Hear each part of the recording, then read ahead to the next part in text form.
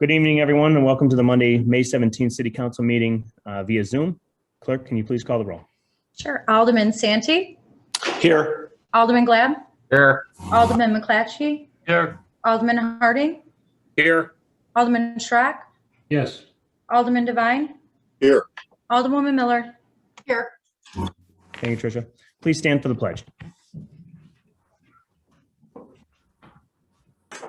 Pledge allegiance to the flag of the United States of America, the Republic, for which it stands, one nation, under God, liberty and justice for all.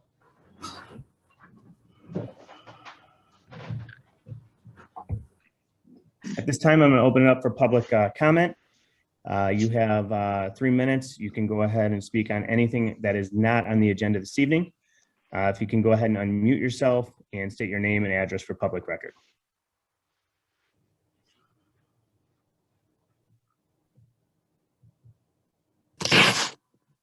Hey, it's Keith Varkalis, 2007 Birch Lane here in McHenry. I know I seen that the zoning notice signs went up today.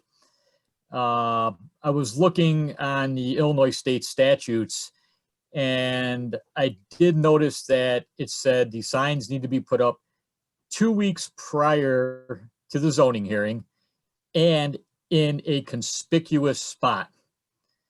So I would bet that if anybody was having a garage sale here, they wouldn't put a sign up on the side of the building by their neighbors. They would probably put it where people could see it.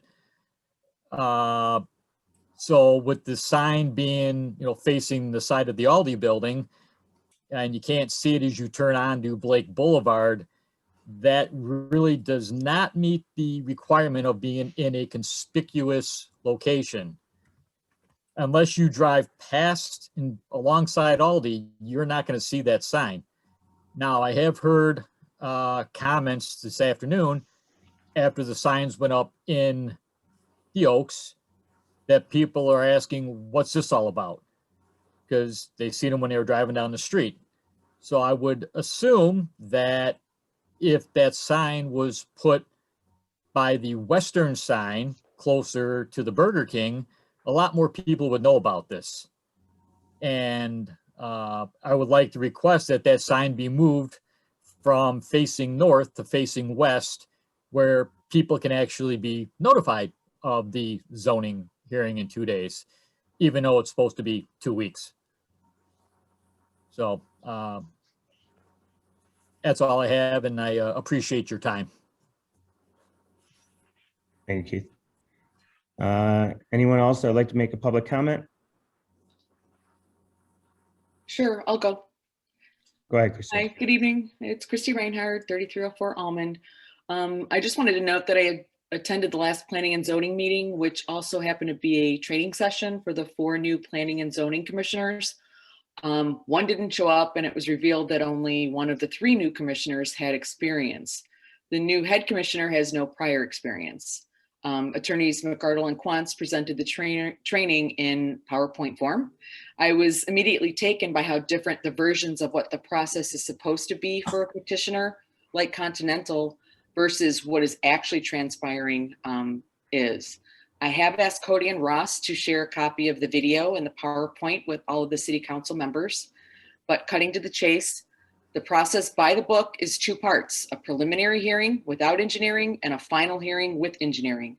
After eloquently going through the process and noting that everything should be done by the book, especially if there are controversial cases, Cody Sheriff interrupted and stated that even though that is the process, for his convenience and that of the petitioner, they decided to forego the 2-part process. Just wondering on whose authority and how that's fair to us. You've all heard the mayor, Ross and Cody, talk about the process and the fact that this project is controversial. So why is it not being handled by the book? By not handling it by the book and consistent with the City of McHenry training as outlined by the city attorneys, you're completely, obstructing, violating, stomping all over our rights as citizens, residents, and taxpayers.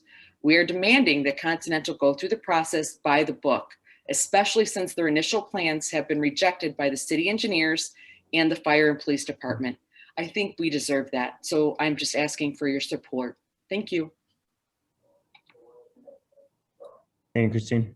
Anyone else that'd like to make a public comment? Hello. Go ahead, Sam.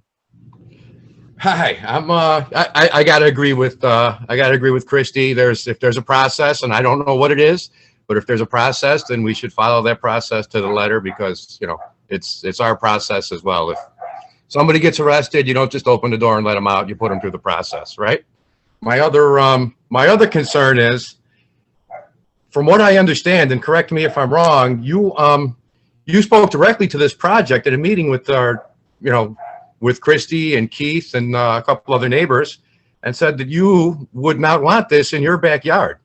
That blows me away. You said you would move if this project was in your backyard, and I just think that blows me away. If that's not correct, then correct me. But with all you do cheerleading on your social media for this project, I cannot believe that you would say something like you don't want this, you wouldn't want it in your backyard, and you would move. So I guess my question is that what we should all do? Because we don't want this in our backyard, should we all move? Or are you just going to deny saying that? I don't know. Whatever it is, if you said it, you said it. If not, then you didn't, and I apologize. But if you did, then wow, man, your hypocrisy is boundless, and you should run for governor. That's all I got to say. I'm not even gonna comment. That's so ridiculous. Anyway, next person to make a public comment.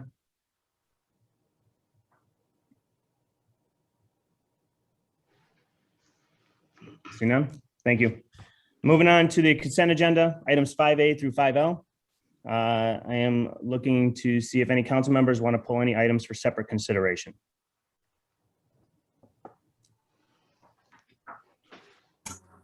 Mayor, I'd like to take and pull F. Okay. Thank you. I'm sorry, what letter was pulled? F is in Frank. Oh, thank you. Okay. Any other council members wanting to pull any other items for separate consideration? All right. I am looking for a motion to approve items 5A through 5E and 5G through 5L. Alderman Gleb. So moved. Thank you. Second, Alderman Santee. I'll second the motion. Thank you. Discussion on these items? Alderman Santee. I know F is going to be discussed on its own, but when you look at E, F, G, and H, you can see that there's a definite, definite excitement and movement towards getting back into some normal activities outdoors, different areas of the community. And I like seeing that. And I appreciate the different organizations, Liberty Club, Legion, the Main Street Group, the Rotary, in regards to filing their petitions and moving forward with these events. Thank you. Thank you. Alderman Gleb, go ahead.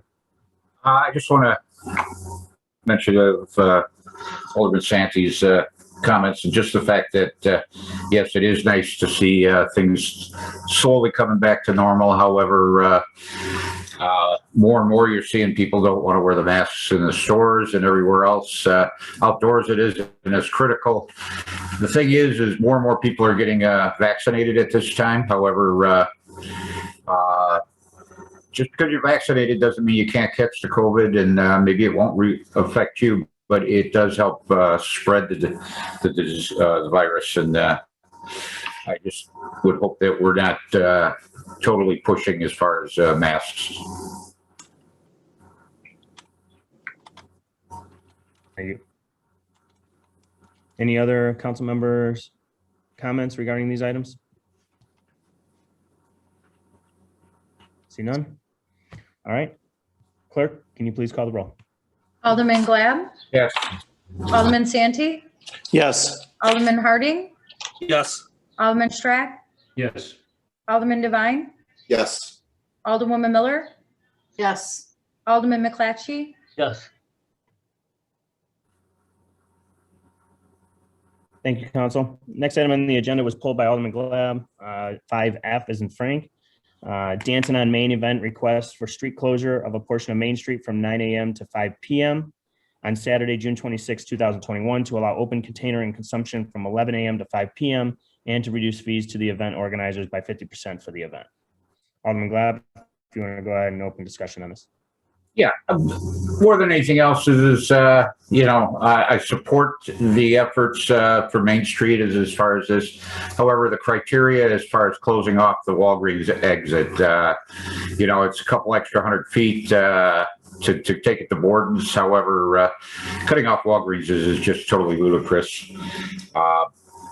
I've talked to people at Walgreens. They do it on a normal Saturday. They do close to 1,000 or sometimes over 1,000 scripts, of which 400 to 500 in one day. Let's say from the hours of 9 to 5 are picked up through those drive-throughs.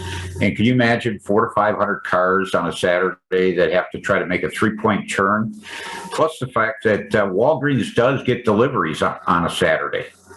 And at this time, they probably this far out, they may not even know if they're going to get one truck, 2 trucks, or any trucks on that Saturday. But there's a good potential of getting a truck as well, and that would make it even much more difficult to make a 3-point turn.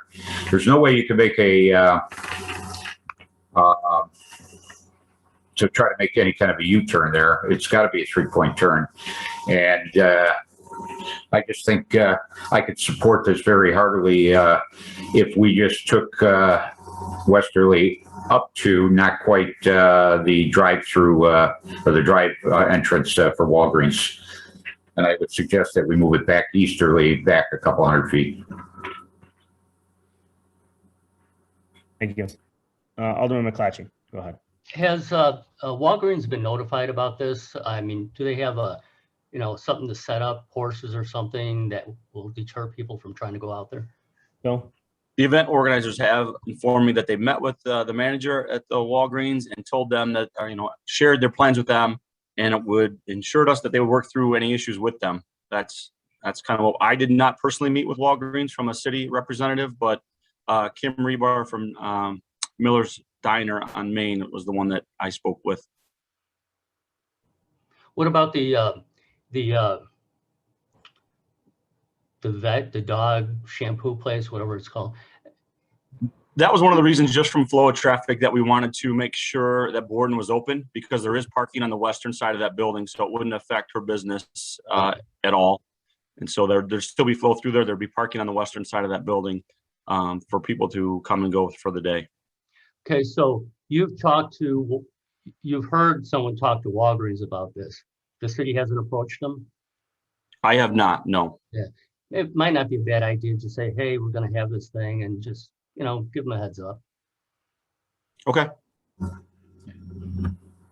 Any other questions, comments, Alderman Glenn? Yeah, it's not a question of whether or not the city's taken and notified them, and there's no way that they can make any kind of accommodations for that drive-through without that exit over there. We're basically closing off the alleyway there that was totally designed to exit out that way. Plus, you figure, that whole 120 and 31 intersections gets quite heavy in traffic, especially during the summer on a Saturday. And you're going to try and take it and send these people out through what? If they want to go west, they're going to have to take and pull out, make a right-hand turn, go down 31 and go all the way down to Lillian to come back around to make a left on the 120, or else they're going to wind up trying to make a right and then have to try to turn into one of the businesses past 31 and try to make a U-turn over there and come back. It's ludicrous to take and support a portion of the population and then totally impacting not just Walgreens, but their customer base, which, like I say, I mean, if they're talking at least 400 to 500 vehicles minimum on a Saturday that runs through that drive-through. I mean, I was amazed when they told me that. Yeah, to me, I just think a couple hundred feet is not going to kill the presentation of what they're trying to do. I just think it's just a little bit of an overreach, and even though it's one day, it's still 400 to 500 cars that are totally put out.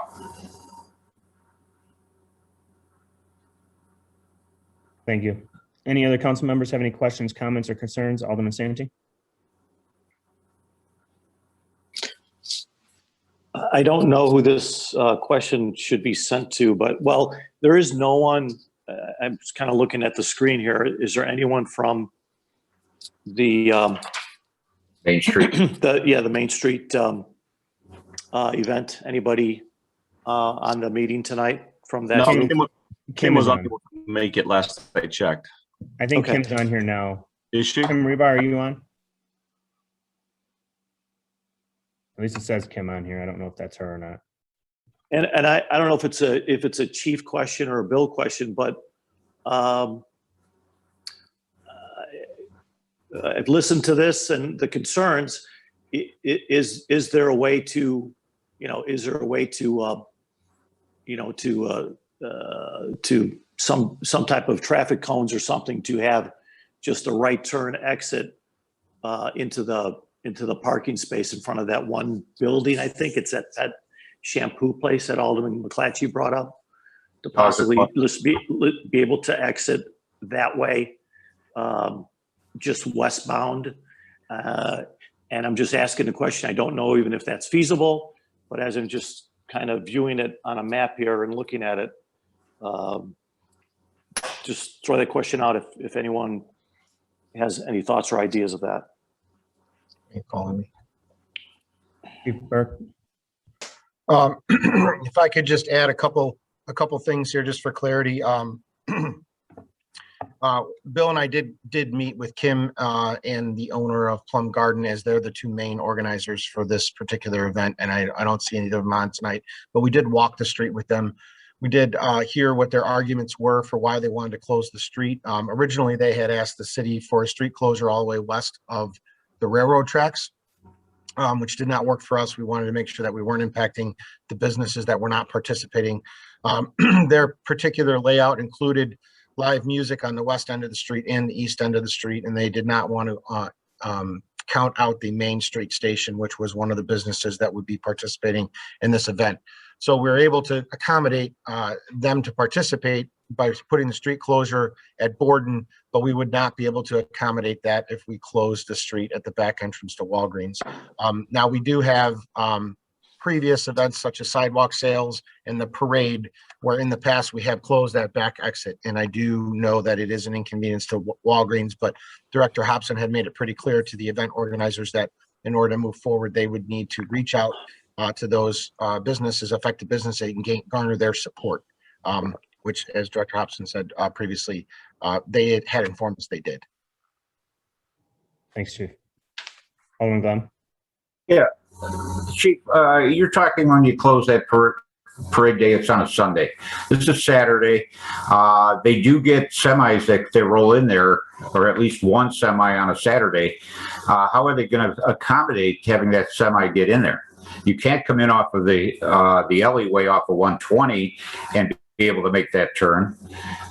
They have a hard time as it is getting in there and backing up on a Saturday, so they have to just pull in.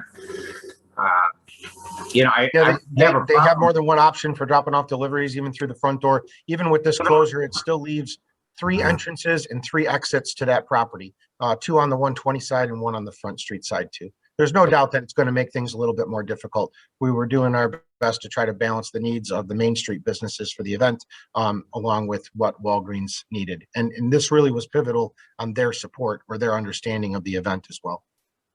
Chief, you got to realize that we're talking 400 to 500 cars at minimum that are going to try to make not U-turns, but 3-point turns over there. Yeah, we stood there and we looked at the back lot and the size for what it took to do a 3-point turn as well. And that's why we wanted that, put that back on the owners of the management of Walgreens to say that they were comfortable with that decision. So you talked to them.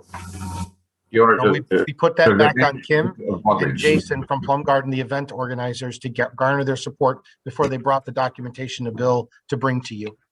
Right. Well, I think the city needs to talk to them and iron this out because, like I said, it's not just a little bit of an inconvenience. It could be a disaster with that many cars trying to get out of the drive-through. Are you going to have an officer over there directing traffic? No, I don't think so. I would hope not that we would have to take and have an officer over there, but you know how when people are impacted traffic-wise that, especially if it's a hot day, tempers can fly. I mean, people are impatient. It could be a mess. And like I said, I mean, we're talking a couple hundred feet and I wouldn't have a problem if we, like someone suggested, that we look at just the north side, leaving it open for right turns out. At least you can get the traffic out of there. I mean, granted, they probably have to have the band area on the west side just east of that drive-through, but closing that off all day long, I think is just crazy on a Saturday. You know what, if council wants to go ahead and approve the street closure, I think Director Hobson and I are confident that we can make something work for that with Kim and her other event organizers. And we will go and we'll talk to Walgreens ourselves as well to get their input. And then we can provide an update to council as well. Well, not just talk to them, that we have some kind of a plan of how that's going to work. Like I said, with 400 or 500, and maybe what you need to do is when you talk to Walgreens, maybe you need to verify that there's 400 to 500 vehicles that between 9 and 5 that are going to pick up prescriptions on a normal Saturday. Most definitely, Alderman Glad. We will do all of that. Yeah. We will talk to them and we will verify your 400 number, and then we will come up with a plan that works for the exit there, as long as council does approve tonight the street closure. And we will provide that feedback. Why should we approve it? Why don't we wait until the issues are resolved and then bring it back to council? I mean, it's not like it's going to be next month. I think there's contracts that they need to sign with bands and everything else, and they're looking for an answer from council on the approval before they enter into all the contracts that they need for their event. And this is next month. It's June 26th. This would be their time. Okay, toward the end of next month. All I'm getting at is the issue is just a couple hundred feet as far as how far west they go. And like I said, I think we're putting out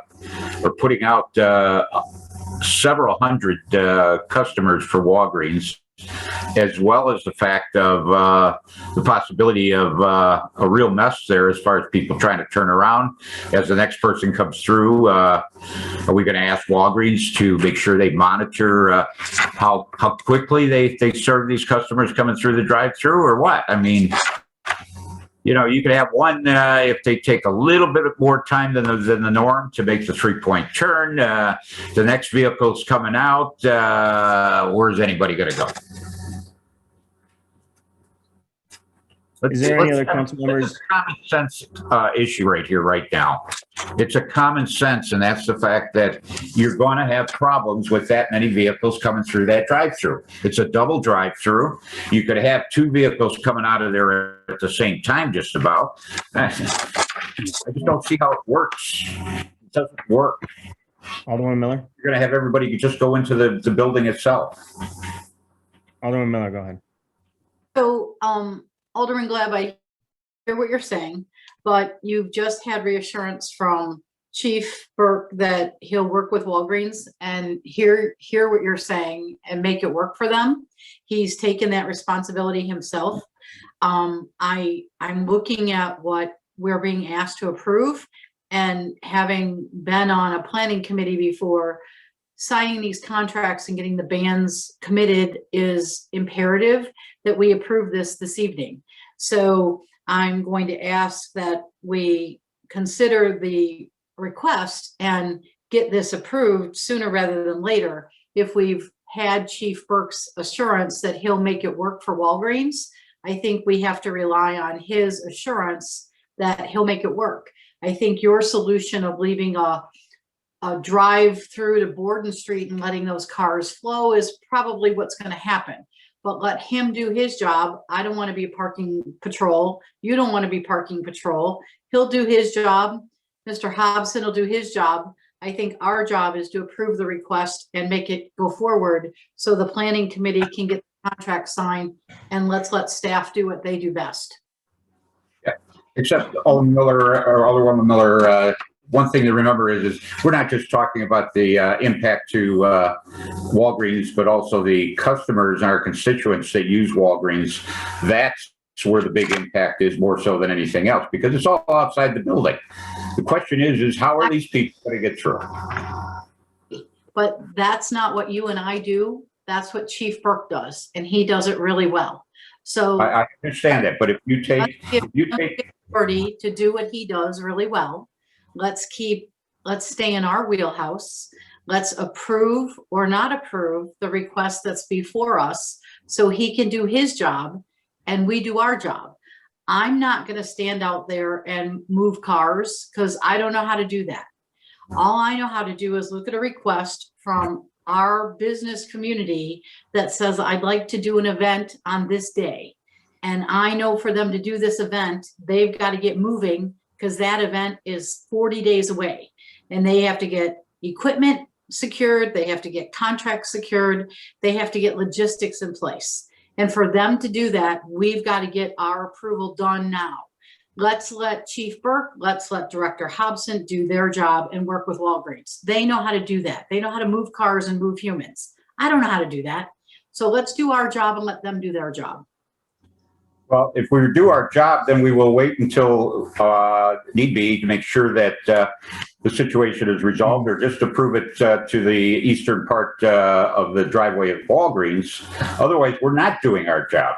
We're relying on somebody else for staff to do our job. They're going to approve and override what we approve. Then why is it coming to council to even approve?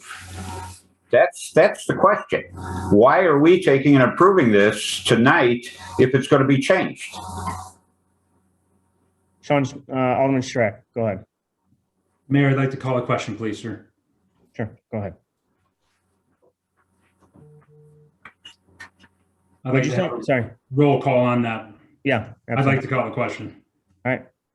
At this That time, would be whoa. That would be a motion to call the question. Is there a second? yeah, yep. I'm looking for a motion for 5F as presented. Alderman Strack making a motion. And is there a second?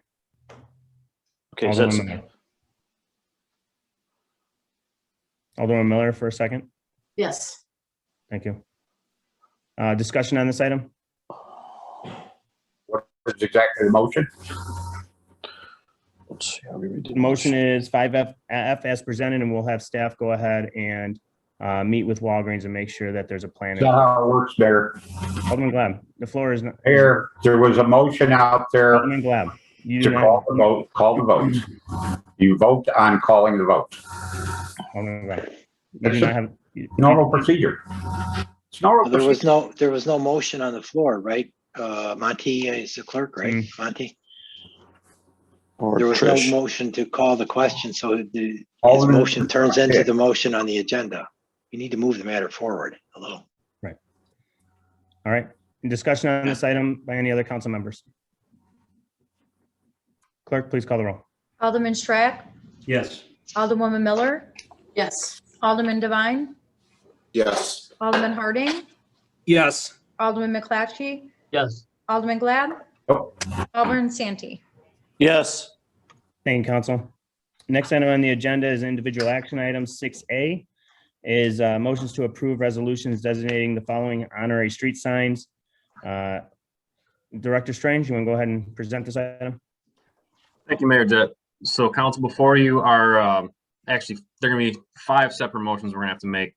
A resolution approving the southwest corner of Elm Street and Riverside Drive as honorary K. Bates Way, intersection of Green Street and Municipal Drive as honorary Mark Houston Way, southeast corner of Riverside Drive and Pearl Street is honorary James Keel Way, entirety of Brookwood Trail is honorary Mike Linderman Way, intersection of Kane Avenue and Green Street is honorary Judy Walsh Smith Way.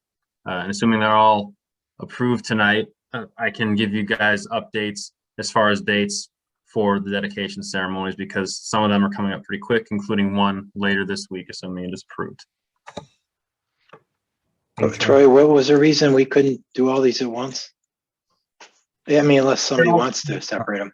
they're all getting their own resolution, so we're listing them as separate motions.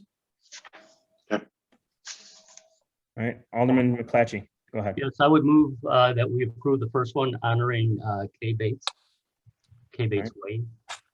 So you're making a motion for 6A for the first one, southwest corner of Elm Street and Riverside Drive is honorary Kay Bates Way. Right. Okay, second, Alderman Santee. I'll second the motion. A discussion on this item? Alderman Glad. Troy, according to our ordinance, how many are we approving?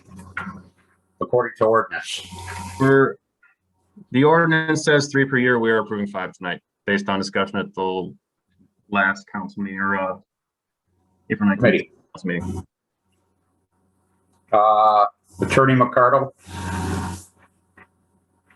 could you enlighten us if we are going to approve 5 when the ordinance says 3? Is that not, is this the normal procedure? The ordinance. And that actually, I don't know if we necessarily have a policy. I don't know if it was actually passed as an ordinance. Is that correct, Monty? That's correct. There's no ordinance talking about honorary street signs. It was a policy that was passed. So there's nothing in our code of ordinances at all regarding honorary street signs. Because when we were talking about it at committee, they said ordinance. And if there's no ordinance, then okay, then I don't have a problem with it if it's just a policy. Okay. Any other council members have any questions, concerns about 6A, first honorary street sign? Clerk, please call the roll. Alderman McClatchy, Yes. Alderman Santee, Yes. Alderman Glad, Yes. Alderman Harding, Yes. Alderman Strack, Yes. Alderman Devine, Yes. Alderwoman Miller. Yes. And council, next one is 6A, bullet point 2, the intersection of Green Street and Municipal Drive as honorary Mark Houston Way. Looking for a motion and a second. Alderman Santee. I will make the motion for the intersection of Green Street and Municipal Drive, Thank you. honorary Mark Houston Way as presented. Thank you. Alderman Harding. I second that motion. Thank you. Discussion on this item? Clerk, please call the roll. Alderman Santee, Yes. Alderman Harding, Yes. Alderman Strack, Yes. Alderman Devine, Yes. Alderwoman Miller, Yes. Alderman McClatchy, Yes. Alderman Glad. Yes. Okay, council, next item is the 6A bullet point 3, the southeast corner of Riverside Drive and Pearl Street as honorary James Keevil Way. Looking for a motion and a second. Alderman Harding. I make that motion for James Keeble Way. Thank you. Second by Alderwoman Miller. I'll make that second. Thank you. Discussion on this item? Clerk, please call the roll. Alderman Harding, Yes. Alderwoman Miller, Yes. Alderman Devine, Yes. Alderman Strack, Yes.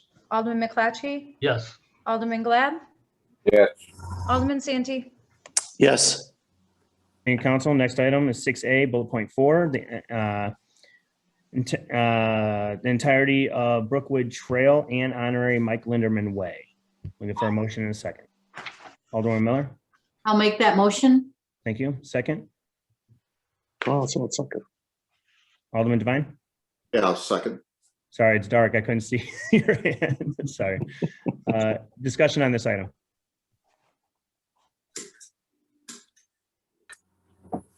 Clerk, please call the roll.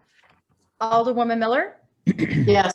Alderman Devine, Yes. Alderman Strack, Yes. Alderman Harding, Yes. Alderman McClatchy, Yes. Alderman Glad, Yes. Alderman Santee. Yes. In council, last item, 6A is the intersection of Kane Avenue and Green Street as honorary Judy Walsh Smith Way. Looking for a motion and a second. Alderman McClatchy. Yes, I'll move that we approve the sign for Judy Walsh Way at Kane. What am I class? Kane Avenue and Green Street. Thank you. Second by Alderman Strack. Yes. Thank you. Discussion on this item? Clerk, please call the roll. Alderman McClatchy, Yes. Alderman Strack, Yes. Alderman Harding, Yes. Alderman Santee, Yes. Alderman Glad, Yes. Alderman Devine, Yes. Alderwoman Miller. Yes. Thank you, council.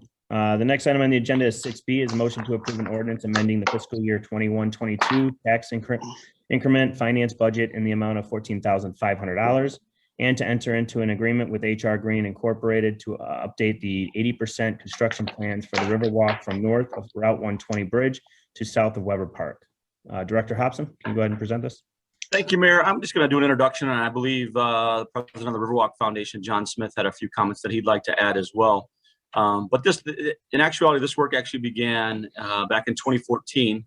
We had just come off completing the second phase at that point, getting us under the bridge, and we're looking to continue that momentum for the Riverwalk and building linear footage, in particular to get us that front porch on the Fox River. I think that's always been one thing that we're lacking. We have we've tied two streets together, and we've started to make those connections, and we have that momentum.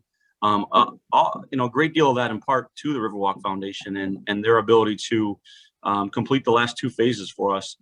So this work actually began with them, and now we feel is the appropriate time to continue that, to finalize some design elements of what, based on some conversations that the Riverwalk Foundation president has had with some landowners there along Riverside Drive, Fox River, to discuss what easements might look like and what a change in design might look like. So this takes that forward, and the reason that you only have one proposal in front of you is because HR Green did all that work. So they have all the background, they have the knowledge, they have just documentation on this item already. And so with that, we're lucky that we're in a spot now where the TIF has started to show some viability, and so the foundation, we had discussions with the foundation. And I think it's an excellent request. They're more than willing to do the legwork for us and help out and be that liaison to carry this through. And the request being 14.5 from the TIF fund to be able to fund this work and carry us through so that we can hopefully secure those easements and maybe possibly even look to construction next year on that phase. And John, I don't know if you want to add anything, just unmute yourself and jump in here. Yeah, thank you for considering this. The intent is, while I've been doing a lot of legwork, the foundation has been, and there's been a lot of discussion with the business owners on Riverside Drive, and we feel like we really got a strong momentum going right now with those owners. And the key is to obtain the easements, the legal easements. And right now at this time, I think we can achieve that, and that's critical to have those easements in perpetuity for the city. In order to get those easements signed, though, a lot of things have changed since 2014, including owners' names. So part of the fee, the $4,500, is redoing the easements. That's number one, and the other $10,000 is basically an update to 2014 cost estimates. So a lot of things have changed also is physically along that section, including what we're planning for the Riverwalk. We're talking about relocating it in certain areas. And we're also talking about 3 different options of how we could build that Riverwalk. So, right now, if somebody said to me, what's it going to cost to go from 120 where we left off to Weber Park, I couldn't tell you if it was 500,000. I couldn't tell you if it was 1.2. I don't have a clue right now. So the point is, we really need to get that cost estimate update so we have some knowledge of where we stand going into what I consider a crucial year or two here, where I'd really like to, or we would like to really get this done. This is our face, and we have the owners of the businesses on Riverside Drive aboard. So that's what we're requesting. Open to any questions. Thank you. Alderman Glad. Yeah, John, while you're out there talking to these people, could you talk to them a little bit about as far as maybe investing a little into their properties on the riverside, as far as access into their businesses. And again, we've got we've been giving out economic funds, and maybe this is part of what we could be using those economic funds for, as far as businesses that want to take and build up their establishments along the river, and maybe even looking at if we have any money in the TIF to be able to help them out with that too, because that was originally the idea of the TIF. Originally was is to make sure that property owners would upgrade their properties along the river to make it look better. And unfortunately, we didn't get the kind of grant money we wanted at the beginning. Otherwise, the whole Riverwalk would have been done years ago. So, if you anything you can do, John, appreciate it. Okay, thank you. You want me to answer that, or am I? That's one of the driving forces here. One of the major owners is in a position right now. In fact, he's obtaining architectural drawings to take in a huge portion of that Riverside Drive section and basically turn it inside out and have the backs of those buildings completely renovated, looking for patio, decking, that types of things, landscaping, facing the river, and understands how important that is. So that's one of the major drivers in this whole issue right now. We have people that weren't agreeable before that are agreeable now.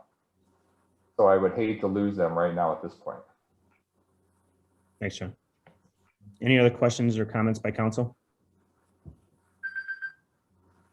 Alderman Santee? No, I thank John Smith for his time and efforts. We spent a good hour together discussing this, and even going through 2 or 3 of those different options that they're looking at in regards to portions of that Riverwalk, where it'd be kind of unique design there in regards to the walkway. I have to, correct me if I'm wrong, Bill, but I think a couple of key things. The foundation, I sat in, not today, but the previous meeting before today's meeting. It's a good, energetic group. It's got a great mix. You do have I believe a couple of members that are still there from day one, Mr. Newman and Mr. Miller. But I got a really good impression from John that, and even talking to some of those owners on Riverside Drive and other areas of the Riverwalk, that both sides seem to be ready to move forward. And as a city, I'd like to go with that push and be able to, I'm not going to say it's going to happen, but we can look at potentially this time next year, looking at design, seeing some work being done, and an actual Riverwalk being produced on the river. And I look forward to, also just one more thing, look forward to John presenting to us at some point in the near future in regards to just giving us a total update of what's been going on with the foundation and the plans in the future. Thank you. Go ahead, John. I'd like to make it really clear that I've been there since day one too, and the Riverwalk Foundation has always been an economic development tool. That's its primary goal. It's its only goal, really. And I just want to make it clear so everybody understands that I will be coming back strongly pushing the completion of that section out along Riverside Drive, along with the rest of the foundation, to the city, hoping that some of the TIF funds will be able to be utilized, or wherever we can, get money together. But now's the time, and we're going to be pushing really hard for that. I just want everybody to understand that. Thank you. Any other questions by council? Looking for motion to approve 6B as presented. Alderman Santee? I'll make the motion to approve the updated Riverwalk plans in preparation for easement documents as presented by HR Green proposal. Thank you. Second, Alderman McClatchy. I will gladly second that. Thank you. All right. Is there any public comment regarding this item? See none. Discussion by council one last time? None? Clerk, please call the roll. Alderman Santee, Yes. Alderman McClatchy, Yes. Alderman Glad, Yes. Alderman Harding, Yes. Alderman Strack, Yes. Alderman Devine, Yes. Alderwoman Miller. Yes. Thank you, council. Thank you. Thanks, John. Appreciate all the work you've put into the Riverwalk, so thank you. Item 6C is a motion to permit the property located at 2303 West County Lane, Country Lane, to connect to the city sanitary sewer system and pay resident rates for both the connection and sanitary sewer usage. Director Palarecki, you want to go ahead and present this?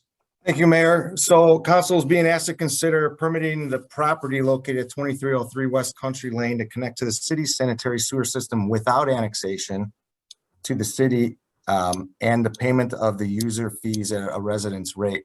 So it's kind of a unique situation. This has come up 2 times prior to, so for the council members that are new, we have a sewer main that runs on the south side of Eastwood Manor subdivision, which is not annexed into the city of McHenry. The septic fields in some of these single family homes are failing. And because we have a municipal source of sewer available, the county will not issue a septic permit without our blessing. If we told them no, they couldn't hook up to our sanitary, they would issue, but the lots are small, so they have some issues with that. 2 other homes have been allowed to tie into our sanitary sewer without annexing in. And just a brief explanation of why we're asking them to not annex in is basically they're in the middle of a subdivision that you have to go either all the way up Chapel Hill Road for police services or public works services to get into the subdivision, and it's just single lots intermixed in the subdivision. So, if we didn't annex them, then we won't be responsible for the roads in front of their homes, or the right of ways, their culverts, or their approaches and their driveways. And then also police service would be maintained by the county as opposed to having a city officer having to go in and snake their way through a subdivision to get to that property. So that's why we're asking for to waive the annexation, but allow them to hook up at a resident rate. They will be paying 100% of the capital development fees and any other permitting fees. So normally a property outside of the city of McHenry would pay 1.5 times, but because we're asking you to waive the annexation, we feel it's fair that they pay the normal resident rate, which is capital development fees and permitting fees. So if you have any questions, I am here to answer. Thank you, Ross. Alderman Miller? So my only question on page 197 of the packet, the green line with the orange X's on it, that's our sewer line? That's where the sewer is, right on the south edge of the subdivision there? That is correct. Okay, so it's right on the lot line there? Yes. Okay, that was my only question. Well, actually I have 2. So we have that line there. And why did we lay, I mean, just so I understand, why did we lay that there and also on the south line of 120? Was it just because we did, or? Troy? I don't know if you can answer that. You're on mute, Troy. I don't have a lot of history on it because those decisions were made well before my time. My best guess is, and it's against guess, is that trying to serve both the north and south side of Route 120. Route 120 is a tough barrier to get around and maintain. Sanitary sewers going across. So the fact that you've got commercial industrial on the north side, a lot of those types of properties are served in the rear. And then on the south side of Route 120, tucked just inside the right of way to reach the outer limits of the corporate's limits, makes sense there. But without doing some real research, I wouldn't be able to tell you for certain. So are those commercial, because those are those little strip malls that are there, those are tied into that sewer back there? Yes. So they flow north? So it actually flows east and then comes across. Okay, I got it. All right, thank you. And one clarification too, so that is the end, that picture you're looking at, that is the end of the line. So there are only roughly 13 properties that would have sewer available to them from that subdivision.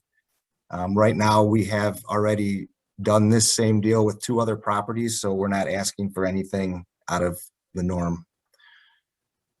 I guess it could also have been an elevation issue too. That could be the other reason. That probably might be the reason. Alderman Glad. Yeah, just the fact, Ross, you mentioned the other properties. Now, what are we talking? 2 others? There's 2 other single-family lots, yes. One is a neighbor of this, and then 2 doors down. Right. And they're paying regular resident rates? Yes, they pay, yes.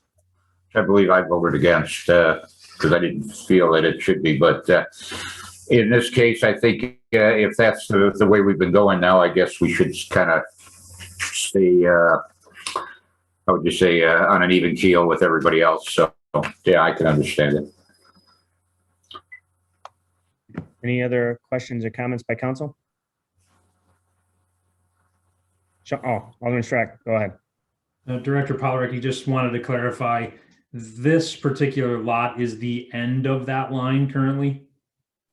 No, there is 1, 2, 3, 4, approximately 5 houses to the west that will eventually have the same issue. Got it. Thank you. Any other questions by council? Open it up for public input. Is there anyone from the public that'd like to make a public comment? See none, looking for a motion and a second to approve 6C as presented. Alderman Miller? I'll make that motion to approve 6C as presented. Thank you. Second, Alderman Santee. I will second the motion. Thank you. Discussion by council? Clerk, please call the roll. Alderwoman Miller, Yes. Alderman Santee, Yes. Alderman Glad, Yes. Alderman McClatchy, Yes. Alderman Harding, Yes. Alderman Strack, Yes. Alderman Devine. Yes. Thank you, council. Next item on the agenda is 6D is a discussion to approve the transfer of a Class B liquor license from Big Ang or ANG Incorporated Hickory Pit to Kojak's McHenry Incorporated DBA Kojak's located at 3102 West Illinois Route 120. I had talked to the applicant today regarding this, and also the background has been completed. I'll go ahead and open up for discussion by council. The applicant is on the phone. On the Zoom call here. Her name is Carrie, so she is on the call. So if you have any questions, but go ahead and open it up for discussion by council. Alderman Santee? You're already off. Now you just mute yourself. Yep, thank you. Sorry about that. Okay, so on page 199, that it's, I just want to make sure I understand this correctly. It says new/transfer. So this is not a transfer of a license. It's actually, it's going to be a new license because it's a new business at that location? Monty?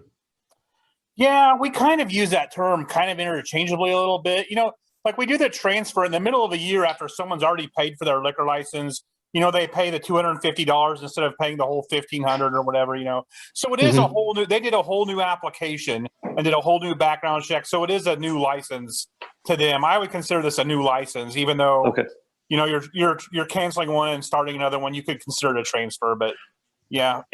And what's, so then are they having to pay for a full license, or how does that work?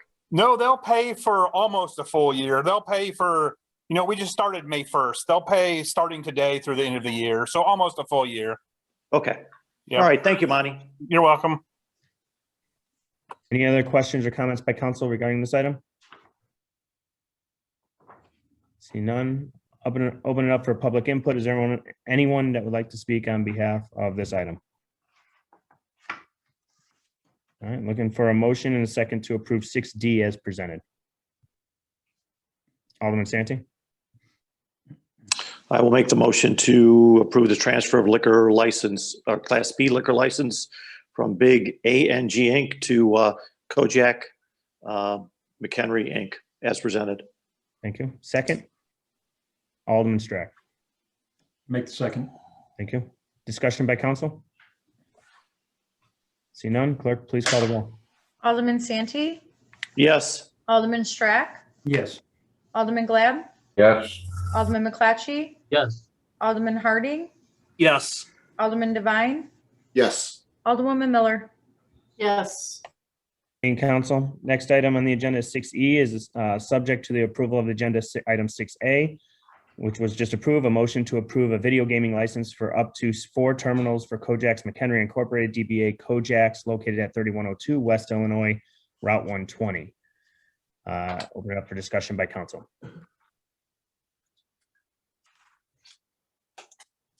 See none. Open up for public comment regarding this item. See none. Looking for a motion to approve 6E as presented. We make a correction on that? What's that? Subject to the approval of agenda item 6D, Oh, yeah, there you go. Thank you. just so that we have it properly. Yep, thank you. Didn't even catch it when I read it, so thank you. Looking for a motion in a second. Alderman Santee? I will make that motion to approve the gaming license applicant for Kojak as presented. Second? Alderman Miller? I'll make that second. Thank you. Discussion by council? Clerk, please call the roll. Alderman Santee, Yes. Alderwoman Miller, Yes. Alderman Devine, Yes. Alderman Strack, Yes. Alderman Harding, Yes. Alderman McClatchy, Yes. Alderman Glad, Yes. Thank you, council. Next item on the agenda is 7A is a presentation by Eric Dorschling. Is that right? Dorshing. Dorsching. Dorsching. Oh, Dorsching, yes. Of Tracy Cross and Associates regarding the results of an apartment study. Director Palarecki, you want to go ahead and start us off? Thank you, Mayor. Yes. So, we've had a big increase over the last 6 to 8 months in apartments inquiries with the city of McHenry. So Cody and I, with the blessing of Derek, hired Tracy Cross and Associates to actually give us a report to make sure that, there was a need or was not a need for apartments within the city of McHenry so we can move forward with our planning. So Eric, I'm just going to hand it over to you. Thank you for being here. If you just want to give a brief overview of the findings, and then we'll probably allow council just to ask some questions of you if you're okay with that. Do you? Yep. Sounds good. I'm going to share my screen here.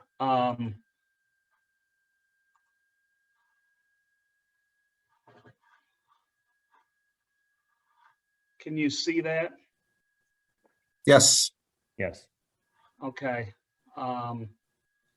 You see the first slide? All good? Yep. Good to go. Okay.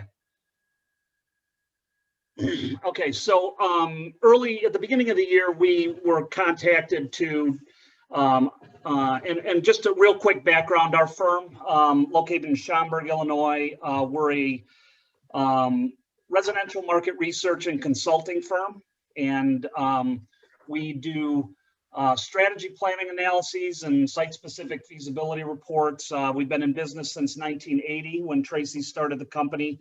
I'm his partner. I joined him in '89, and so we were contacted by the city of McHenry to take a very objective and unbiased look at the demand for new construction rental apartments in the city of McHenry, and so we spent a couple months doing the research and analytical work to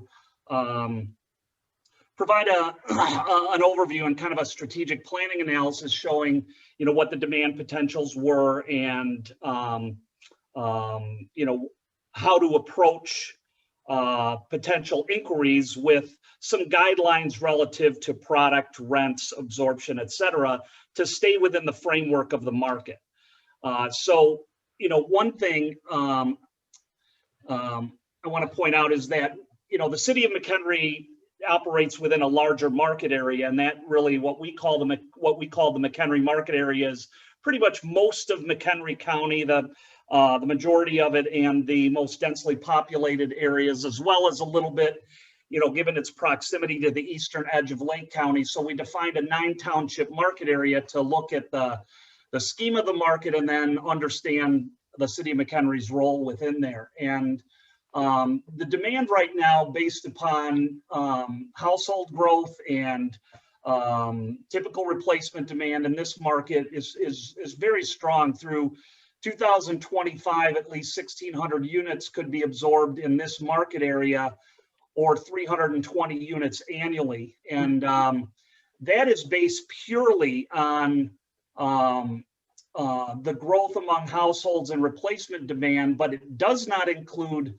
pent-up demand. And I want to address this real quick, because I think it's important for the council to understand this, that this particular market and suburban Chicago in general has been undersupplied in rental apartment product for many years, until about 2010, right after the crash of the for-sale housing market. We finally saw some loosening of approvals throughout the suburban area for rental apartments, and that has happened all around the region. The McHenry market area, this 9-township area, has seen some of that as well, but not nearly as much as could be absorbed. And so I'll touch on that again, but basically what I'm saying is that you can support 320 units annually, but it's actually much higher than that if properly positioned product with rent levels that are, commensurate with renter profiles and their incomes. You could see a significantly higher demand base during any given year. To give you some perspectives, and these are just highlights. We did a full report and it's much more detailed, but stabilized developments, those that are not currently absorbing brand new units, stand at a vacancy rate of 2.7%. So that's considered a tight market. Vacancy should hover between 5 and 6%, simply to allow for filtering or movement or turnover and on a monthly basis between one development and another. Here it's very tight. There's not as much turnover because there's a limited amount of product market wide. In the city of McHenry, while there's not a lot of new product, apartment product, not as much as other areas, we looked at some older stock, and vacancies are even tighter at just 0.7%. So you're getting close to 100% occupancy, which shows the ability to offer product locally. Absorption rates are very healthy. During the last 4 years, the McHenry market area, with supply finally being made available, and we had to actually extend the market area a little further south into the northern Fox Valley from a competitive standpoint, just to gauge competitive, alternatives in the market area, because there's just such limited amount of new construction in the McHenry County area. But 1,740 new units in this market, expanded a little, have been absorbed in the last 4 years. Per project rates are very good. 7.7 units monthly per development among smaller scale developments, or those less than 250 total units. You're in double digits for larger scale developments, meaning they're absorbing rapidly. Any development in the market that's currently undergoing its initial absorption is doing 13.9 units per month. So very good. Not only are you seeing tight vacancies, but those developments that are recently completed or under construction and leasing are doing very well. This kind of puts it in perspective. In the last 20 years, only 18 apartment developments have been constructed in this overall market area, which total 3,300 or 3,834 units. That only translates to 200 units per year. And if you exclude developments down to the south that we added, that were aligning I-90 in like West Dundee and the northern parts of Elgin, this market's only seeing 130 new units added annually. And you can see that demand, which is now 320 units per year. And that's not too different from what it was in the past. You know, the pent-up demand is significant. And to make it clear, in this market, there's 25,000 renter households today, not including those that would choose to rent in the future for if new construction product was available. There's 25,000 renters and very little for them to choose from. Income potentials are strong. You know, in this market, you've got a median income in the high 80s or low 90,000s. In McHenry, the median income is approaching $80,000. So even when you look at the typical profiles of renters these days, which are, you know, the younger singles and couples under the age of 35, as well as empty nesters, non-traditional households such as divorcees or other people who choose to rent, their income support is very good as well. So what we did, and without going into a lot of the minutia of the finer points of our analytical work, we said, you know, for McHenry County and giving full consideration to its location relative, you know, there's localized employment and getting to other major concentrations of employment. There's really 3 different product lines that would be very well suited for a mid-density urban-oriented product, which we've outlined thoroughly in the report, mainly for McHenry's downtown district. You know, these are smaller to moderate-sized buildings that may have a lower level parking, elevator buildings, you know, three levels of residential over either above grade or below grade parking. That's really what could and should be done at a smaller scale on selected sites that are, you know, within walking distance of Metra and other things. It's a very common product line for municipalities similar to McHenry. And then as you get to redevelopment parcels that are larger, either along your commercial corridors or in more of the suburban environment of, if you're doing any redevelopment or in more of the outlying areas, we recommended 2 very efficient, but can be very tastefully done, can be considered luxury type buildings and elevations and features. 2-story garden style apartments, which are, you know, two stories of walk-up product with direct access, you know, units, and then having attached garages to the buildings. And then where you need to push density a little more without going beyond 3 stories, you can do a 3-story garden with or without an elevator. It can be a 2-3-2 where the end is 2 stories, the middle's 3, the other end is 2 of a building. So these are just 3 generic forms that would work well at the various locations throughout McHenry where apartment development is suitable. Okay, just to give an overview of, you know, and once again, we're very specific, but this is just a general summary. Again, the criteria per product line is outlined more thoroughly in our report, but you want a broad range of product types, ranging from 1, 2, and 3 bedroom units, typically having a very wide range and a unit mix that's broad in its appeal. And to keep yourself positioned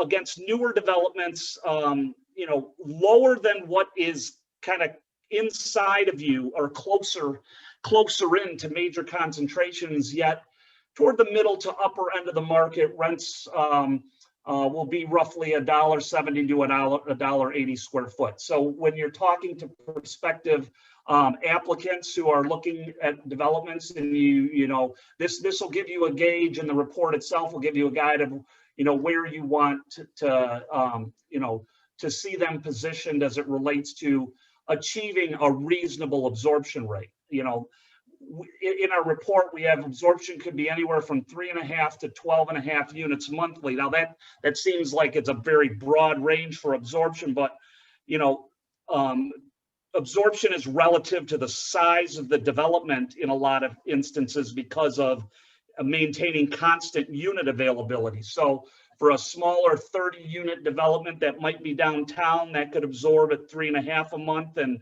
reach stabilized occupancy in 9 months. And something a little bigger, 200 units of garden style at a certain location could be in the double digits. So essentially our overall assessment is that, you know, and not in this slide deck, but just to be very practical, the city of McHenry can capture a fair share of this market. However, it should be cautioned that, 3, 4, 5 developments at one time aren't warranted. Having a garden development and a downtown development actively marketing concurrently is okay, but probably 3 developments at a time, you start to share in your ability to penetrate that demand base. It still is possible. There might be some dilution and absorption, but you gotta, I think a sequencing of development and timeline delivery will be important, but there could be an active apartment development at all times in McHenry County for the next 5 years, if not the next 10, and it would absorb at a very acceptable rate. So that's just a brief summary. Any questions about what we did? And I'll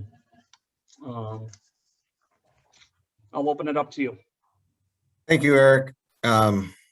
Mayor, you want to see if the council has any questions? Yeah, I'm trying to make it so I can see everyone here. All right, I'm going to go ahead and open up for discussion by council. Anyone have any questions for Eric? Eric, I appreciate you putting this together too. Sure. Eric, can you stop sharing your screen so we can, that way we can see the. Yes. Perfect. Okay. Thank you. You bet. Alderman Glad, go ahead.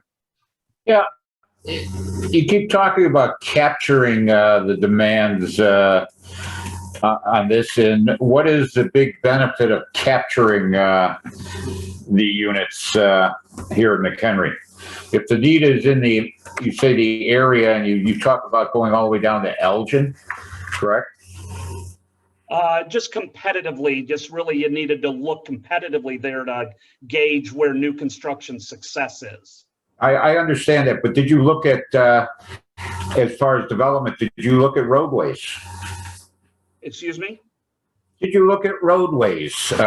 If you're talking about bringing in this many people into the city of McHenry, as far as apartment type living, okay, whether it be apartment type living, single family, whatever, but this big of an impact to the city all at once creates a lot more traffic, because most of these people are not going to be working in the city of McHenry, which means they're going to traditionally head south to either Crystal Lake, Carpentersville, Dundee,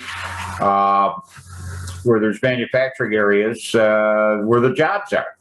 I mean, one thing wasn't taken into account, the fact that the southern part of the county, more so than anything, has so much more access to Route 14, to I-90, and that makes a difference as far as people traveling. People are not going to want to take and work downtown Chicago, or even in the Schaumburg, and live way up in McHenry in most cases.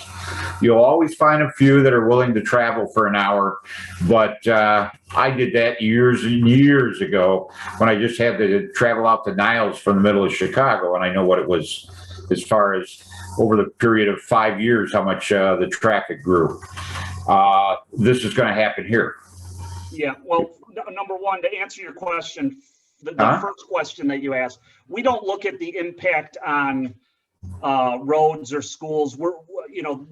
Those studies are done separately. We're not analyzing that. We're just telling you that if those elements are figured out and handled in terms of an infrastructure standpoint, that McHenry could absorb new construction rental units. And to your point, yes, there's intercepting locations. That's what we call it, inside locations, intercepting locations that are more proximate to interstate access or major highway access and major concentrations of employment. But what we've seen studying this around the Midwest in areas like McHenry, they still have the ability to capture part of the larger market's demand for their localized population base, and simply because there's such a lack of supply in other areas that it will draw people to your location that are within a reasonable commute to where their place of jobs are. Northern Lake County, Eastern Lake County and Northern Lake County too is so undersupplied that our job was to say, could the city of McHenry absorb new construction apartments? And the answer is absolutely yes. When you say a reasonable distance, I mean a reasonable amount of traveling. How much is a reasonable?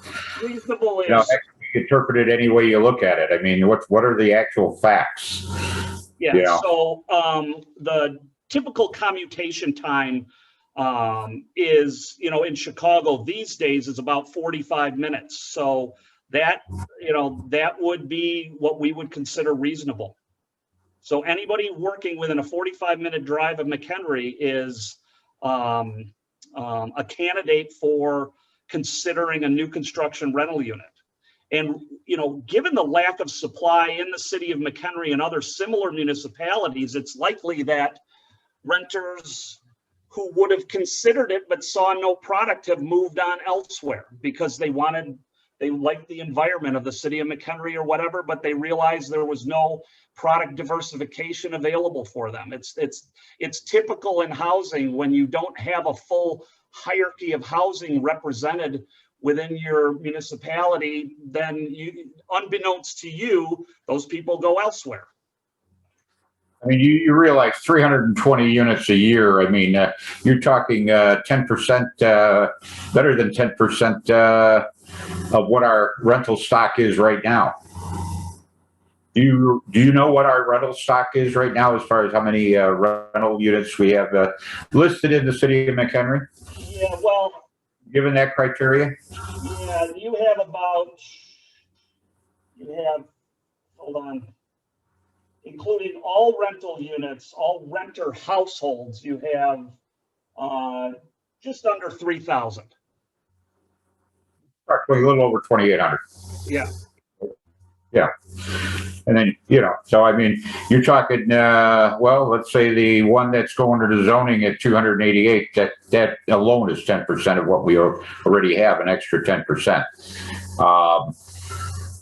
Right, but you have a tight market at 0.7%, so you're super tight. You have incomes to support it, and again, 320 units is a number based on future household growth. It does not include pent-up demand or the tightness of the market that exists because your vacancies are so tight.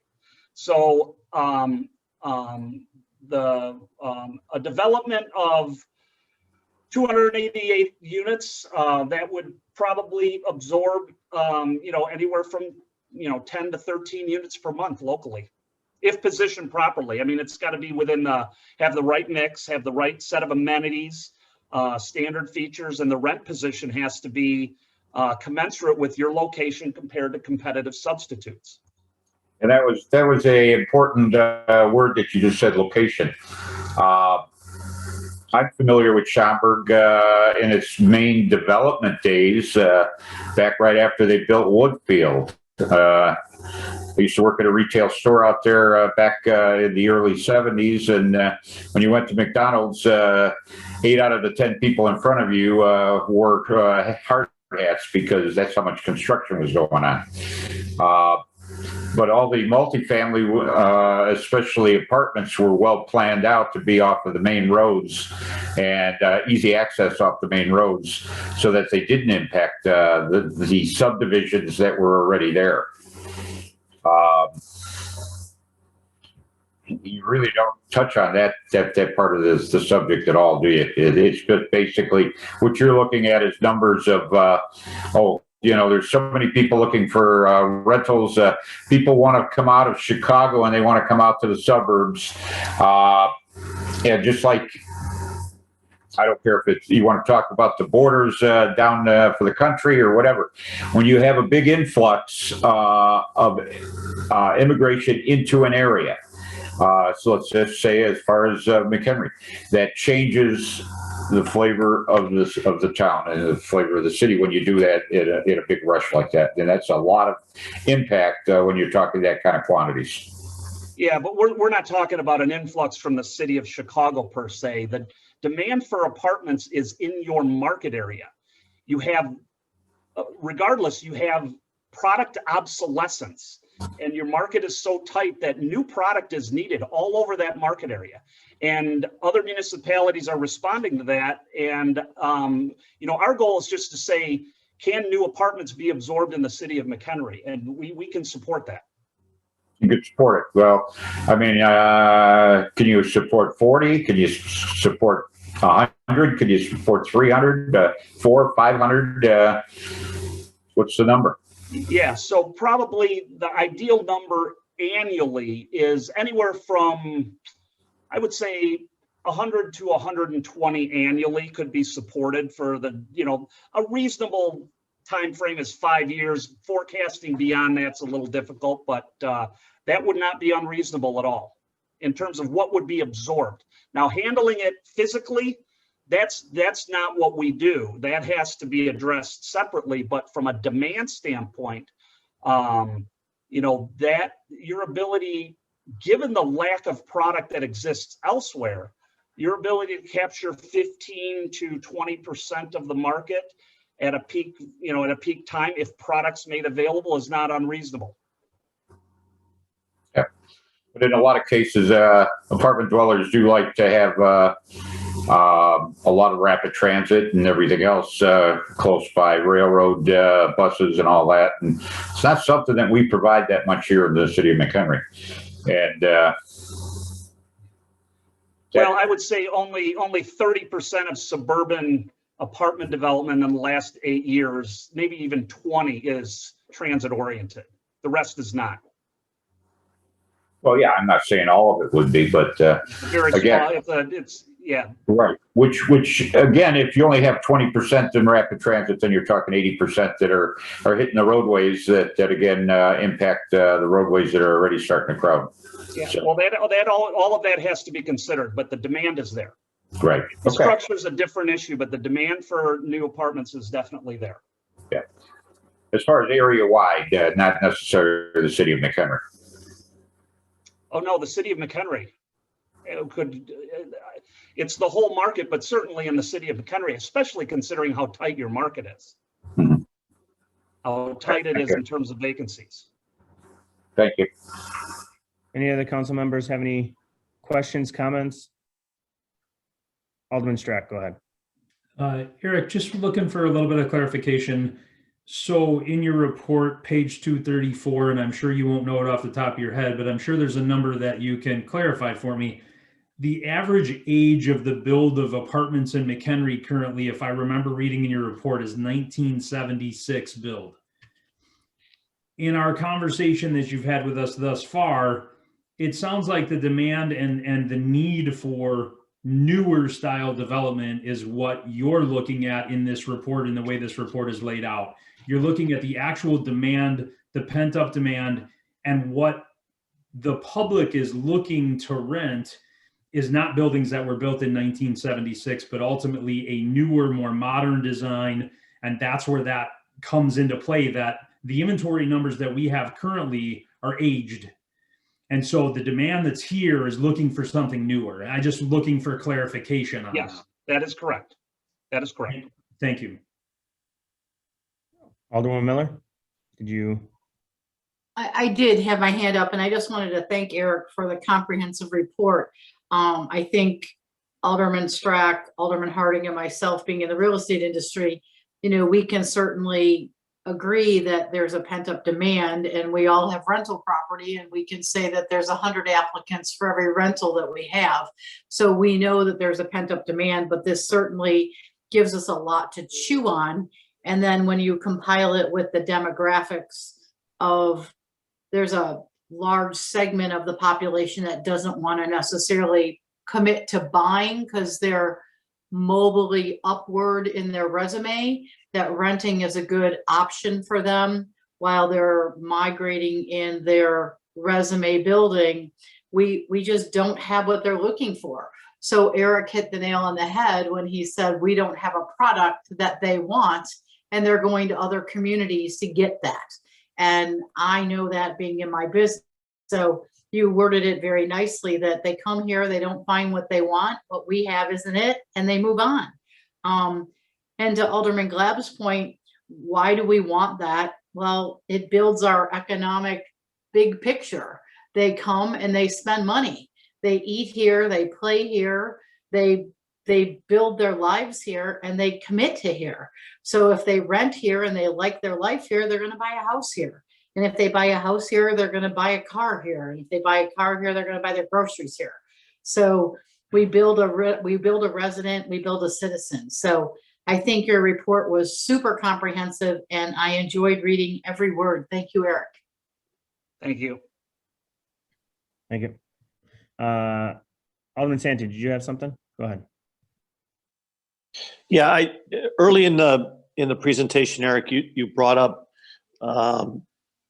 when you did this analysis, you defined like a boundary area of, you first said City of McHenry, but in essence, you were looking at most of the county of McHenry.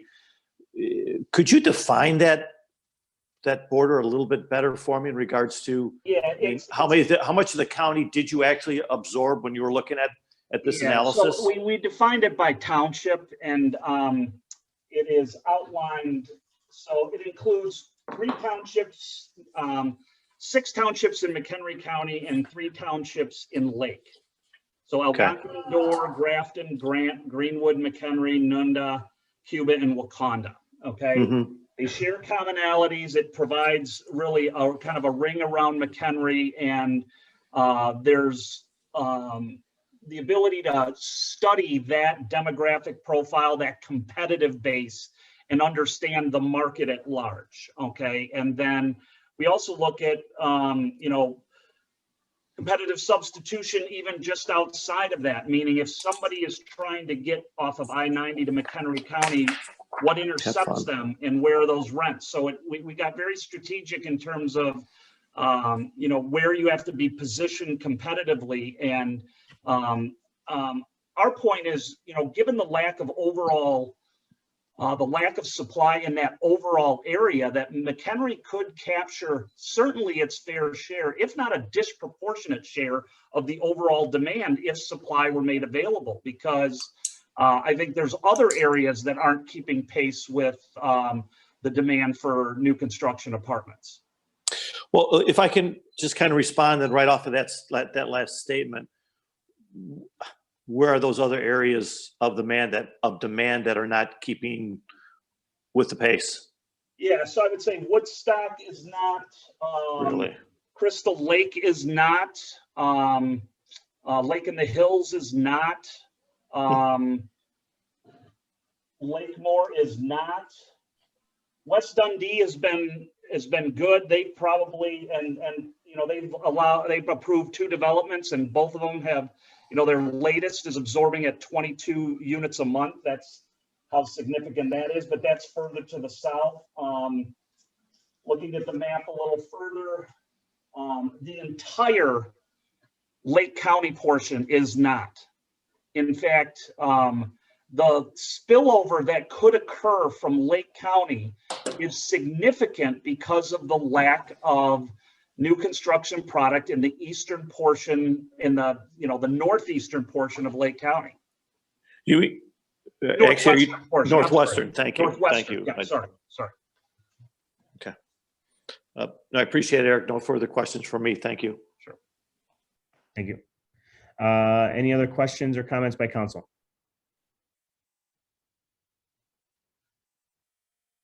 See none? All right. Awesome. Thank you, Eric, for all you did on this, and appreciate all the input. Our pleasure. Have a good night, everybody. Ross and Cody, thank you very much for getting this done. So, all right, moving on to the next item is 7B, discussion regarding permitted areas for the establishment of recreational marijuana dispensaries. Director Palarecki. Yeah, actually, you know what? I'm gonna pass this off to Cody. Cody did the memo. We all met earlier this week about this topic, and Cody was kind enough to put a bunch of stuff together for us. So Cody, the floor is yours. Sure, let me just share the screen real quick. So just to kind of give a quick background, in September 2019 is when the city of McHenry adopted its current cannabis zoning regulations. This was kind of utilizing the widely accepted, Illinois Municipal League, their model ordinance regulations or some form thereof. And we've kind of included that, and I have made this chart here to kind of just compare what state statute permits and what the existing city ordinance permits as well, or what the current restrictions are would be more accurate. Currently, it's a conditional use for cannabis dispensaries for C5, I1, and BP. Right now, as you're probably all aware, the state rollout was for the dispensary licensing was very slow, mired by lawsuits. No surprise.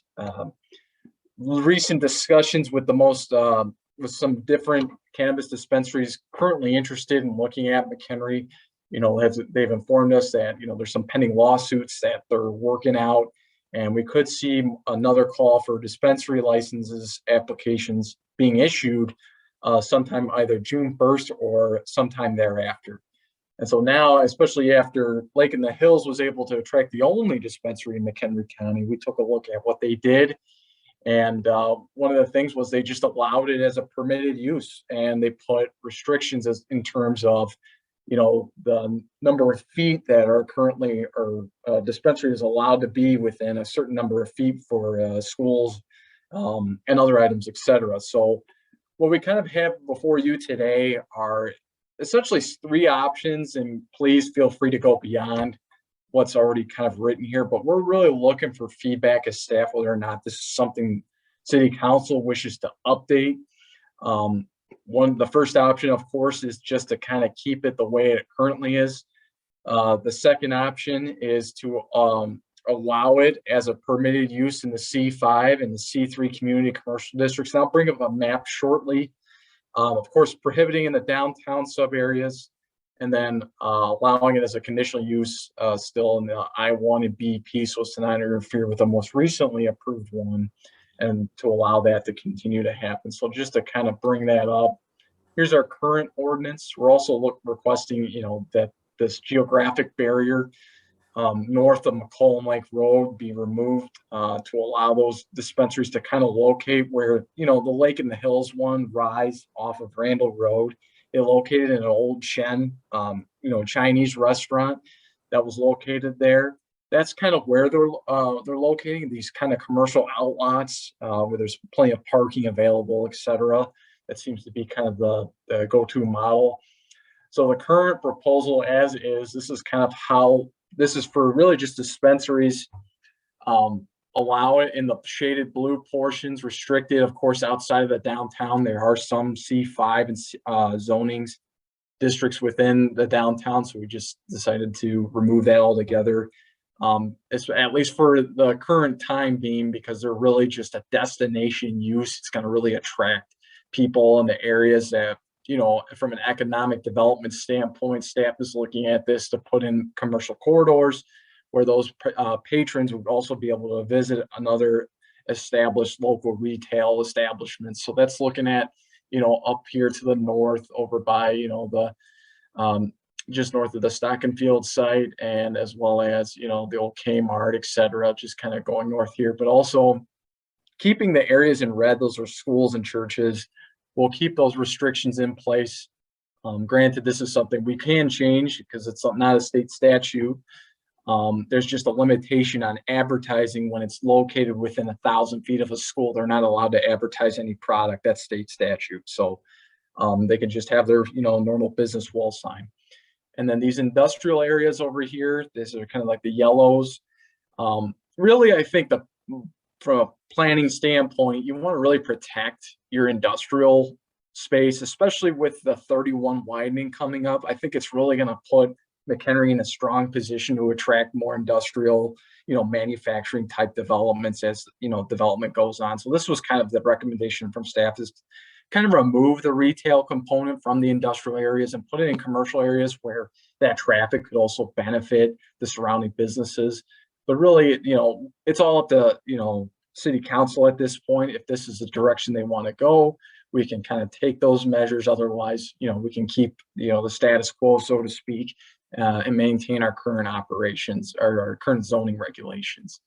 That being said, I look forward to hearing what city council, the feedback and, where they want staff to take this from here. Thank you, Cody. All right. Can you go ahead and unshare Stop your sharing. screen, if you don't mind? Thank you. All right, so if we can get some input by council on where everyone stands, I'd like input from all of you, if we could, just so we can direct staff on which direction we should go on this. So any comments, questions? Alderman Strack, go ahead. The floor is yours. Thank you. So coming from the planning and zoning department here and hearing some of the cases that were brought before us previously, working with Cody and Doug and staff on the previous one, I understand Chief Burke's hesitation on north of McCollum Lake Road, but I do think what we're seeing is a direction of the way these dispensaries are located in retail areas. As Cody said, I think putting them to benefit the other local businesses would be a great idea. I think maybe lifting that north of the McCollum Lake Road corridor would be a good idea. And I do agree that the conditional use is a much easier way to regulate it at this point with lesser restrictions than we've had in the past. I guess the bigger question becomes what the state is going to do license wise. How many licenses will be available? How many applicants will we get? I don't know if 2 is the right number. I don't know if, limiting the amount of these business types in town, who knows what the right number will be, but the revenue generation is obviously going to continue to grow. And I'd love to see staff work through the details on maybe lightening what we have right now and moving that forward. And just to also add, Sean, sorry I didn't mention this earlier, we would basically kind of take the standpoint similar to like a liquor license, any type of cannabis dispensary that's going to locate in the city of McHenry, they would still need to come before city council for a license. With giving the city council the option to increase that limit if they choose. But that's kind of the direction we're kind of heading, is kind of similar to a liquor license. Any other council members have any input? Alderman Miller, go ahead. So I would echo Alderman Strack. I've sat on planning and zoning when this first came, and we had great discussion of where it should and shouldn't be with Chief Burke, and his concern was response time and being able to get police services there if needed. And that's how we started to formulate the map and where dispensaries should and shouldn't be. And now move the calendar forward a couple of years. We've had the discussion. We've approved a couple dispensaries that have gone through the licensing process and have not been approved. So I think it behooves us to expand the opportunities to more locations. And I agree, if we leave it as a conditional use, that always gives us the ability to control it from a zoning end and a approval end if it really isn't the right location.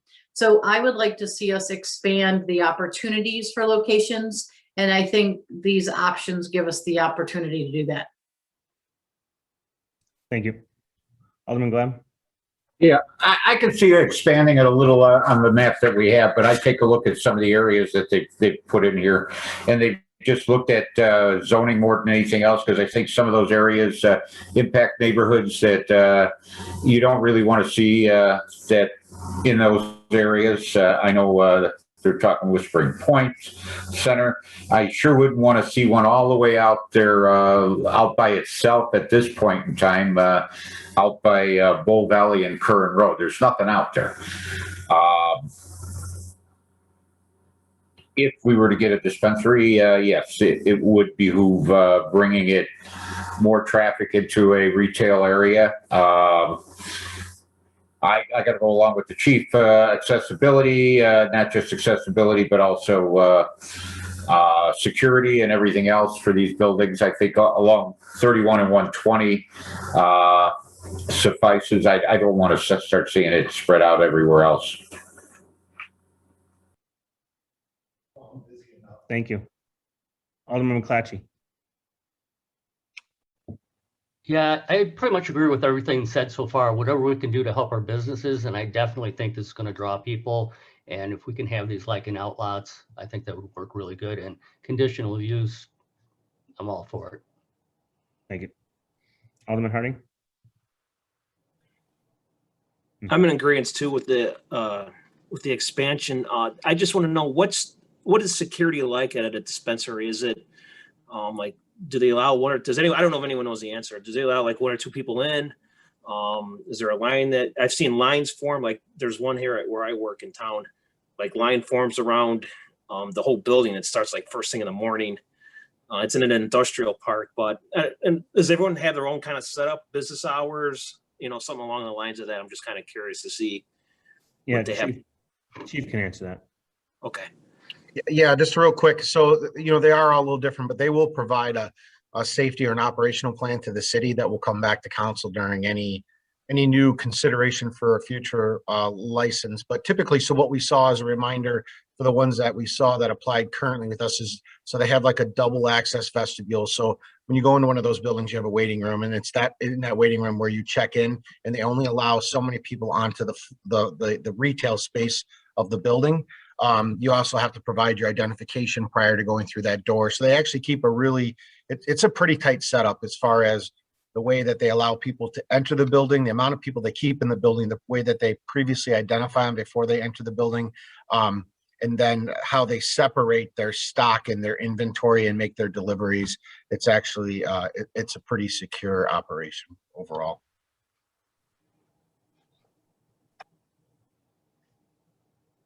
Ryan, you're pretty smart. You're just trying to make it look like you've never been in one. Nice job. Alderman Strack, go ahead. I just wanted to get Chief Burke's concern on the north of McCulloch Road. I know we had previous conversations about it before, kind of knowing really what this marketplace was going to look like, and just wondering if he'd give us just a small update of his concerns with that change as well. Yeah, sure. Thank you. There's two main topics that the council and the commission had looked at really when it came to this, when this was all new a couple years ago. One was, what's the image of your community, and how do you want that image to look? And so what we've seen we've had lessons learned now, because so many months and really years have gone by since the medical dispensaries have come up, is, what is a curb appeal? What does that look like? How does that lay out in your community, and what message are you sending? The second is obviously the safety issue that we looked at, as far as, if you take and you adopt a location that's on a far northern border or far western border, eastern border, what's the response time look like if there becomes an issue at that location? And so from my perspective, what I've been looking at is, have there been any major incidents, throughout the state of Illinois since these facilities have started to grow? And the answer to that is no. We're not seeing robberies. We're not seeing, major critical incidents, because really our biggest concern was, you put one of these in a larger populated or denser populated shopping complex, is that there's somebody as an innocent bystander potentially going to get hurt. And so now a year or more has passed. And so we had that history. That's really where we're at, to try to look at, have we had those problems? Have we seen those problems throughout other parts of the state? And we haven't. And so that eases what my concern would be, as far as this overall safety. And I think that, again, I had the opportunity to walk through by design one of those facilities and how secure they are. And they really do have a good security plan in place there. They're pretty darn strict with the way that they manage and run everything. And that is a deterrent by design itself too. So. Thanks, Chief. Thanks, Chief. Any other, Alderman Devine, go ahead. Yeah, I'm comfortable with option 2, allowing C3 and C5 with the conditional use. I'm good with that. Thank you. All right, who else? Alderman Santee. Yeah, pretty much ditto with everybody. Option 2 with the conditional use. The only question I had, I don't know if Cody or Ross, with Algonquin, when they received this, did it occur like how we voted prior, where we actually will give the option to a location in town, and then the actual owner of the business would then go back to the state, get their license, then come back to us and proceed with building out their place. And that being said, knowing that these people going for these licenses are multitasking, where they're doing this in multiple municipalities at the same time. Yeah, Vic, just to answer your question, really, the only thing that I believe requires, and I have to look into this more, is for a location is the craft grow facilities, just because they are so extensive and the amount of investment required is pretty intense up front. There's a lot more, capital required for indoor grow facilities, right?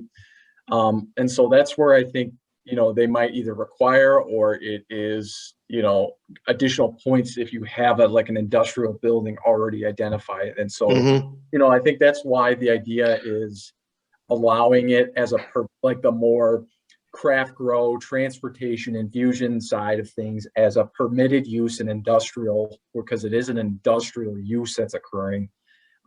Really, it's kind of no different, except for there's enhanced security measures in place. And then allowing just the dispensaries to kind of go into places where it can benefit surrounding property owners, as opposed to an industrial complex, not prohibiting them, allowing dispensaries as a conditional use in industrial, but allowing it as a permitted use in the C5 and C3 areas. And just to follow up, I mean, the reason I asked the question is that I think we need to understand, and correct me if I'm wrong, but we need to understand that as a council, we kind of put ourselves out there where we're going to say, okay, these areas are good, and someone comes in and picks out an actual location, understanding that that same company, that same LLC, whatever it is doing the same process in multiple municipalities. So when they do receive their license, now they come back to multiple municipalities and say, okay, I got my license. And there could possibly be some further negotiations that might be put on our desk, to decide at that time. Okay, so the ball's in their, I mean, they got the ball, at certain points in this process, the ball is in their court. Right. If I could just jump in on this real quick too, the difference between conditional use and permitted use is really what we're looking for here, to see if council would entertain the idea of having it as a permitted use in our C3 and C5 districts. If that individual is working within 3 or 4 different municipalities to obtain a license, and they have to go through a conditional use permit process at the city of McHenry because we don't allow it as a permitted use, they're going to bypass us because Lake in the Hills allows it as a permitted use. And that's kind of what happened and how Lake in the Hills got their dispensary. Now, with that being said, the conditional use, if we have a permitted use, city council is ultimately the authority still to say yes or no. It would come to city council, and if you didn't like the location for whatever reason, you could deny that license. It just doesn't go through the conditional use permit process. It would allow for quick, much better, quicker, right? Yeah. Awesome. Yeah, thank you for the explanation. Appreciate it. So yeah, permitted versus conditional, and that's C5 and C3. Staff is kind of looking for that permitted use with a council approval, as opposed to going through that conditional use process, which prolongs that process. So is there any council members against the permitted use? Yeah, I'm comfortable with it, Mayor. It will come down to a final decision from the council. It's just that I'm trying to look at that as trying to eliminate as many potential negotiating points that they may have in regards to negotiating us against, city A, B, and C. Thank you. Alderman Miller, go ahead. So if we make it a permitted use, they go ahead and apply for a license without coming to us first, right? So they can apply for a license without any property selected yet for dispensaries. They just have a time frame after they're awarded a license to identify a place, for the state, so that way they can kind of begin their process. So, but if they, and then again, I think it's like 60 days after being awarded that they have to have a dispensary location. But other than that, there's no requirement for them for the state licensing for them to have a location. So when those licenses do come out, we want to put the city, really entirely, it's just from a revenue standpoint, a good position to attract one. Right. Because it appears to me that this process is kind of like throw the spaghetti against the wall process, that people are just putting numerous applications out there, and the conditional use has become an obstacle because it seems to be, again, they don't really have a location and there's still another hoop to jump. So they're being overlooked. Whereas with the permitted use, it's kind of like, oh, okay, we're going to move them to the top. So I see that that's a total advantage. So thank you, Ross, for bringing that to our attention. So I think that makes absolutely clear sense that if we want to move our city into a more advantageous position to potentially get a dispensary or potentially get a licensee to get a dispensary, we need to move this to a permitted use in those zoning classifications. So thank you for that clarification. So Ross, I think you got it. Is anyone against this? So we go ahead and move forward and bring this to council for an approval? Okay, there you go. Thanks, Cody. Thanks, Ross. Thank you, council. All right. So we haven't been into an executive session via Zoom. So this will be our first time. So this will be interesting. But I'm going to go ahead and turn it over to Monty on the procedure here, and he'll go ahead and explain it. So go Sure. ahead. So you guys have to do a motion still yet, but just to explain to the public, we're going to make a motion to go into executive session. And then after we do that, we need the general public to leave our meeting. And so you can exit the meeting, or I can stick you in and you can exit the meeting and join again.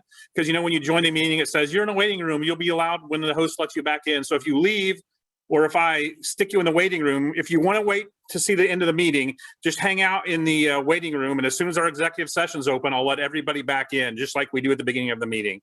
So you're welcome to leave for good, or you're welcome to stay in the waiting room.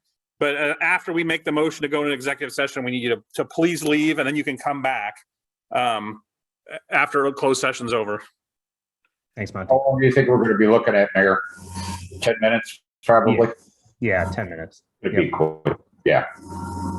All right. I'm looking for a motion and a second to enter executive session. Alderman Miller? I'll make the motion. We move into executive session. Thank you. Second? Alderman Glab? Yeah, I'll make the second. Thank you. Clerk, please call the roll. Alderwoman Miller, Yes. Alderman Glab, Yes. Alderman Santee, Yes. Alderman McClatchy, Yes. Alderman Harding, Yes. Alderman Strack, Yes. Alderman Devine. Yes. Thank you, council. We'll go ahead and let everyone get off here, and then I'll ask for a roll call in executive session.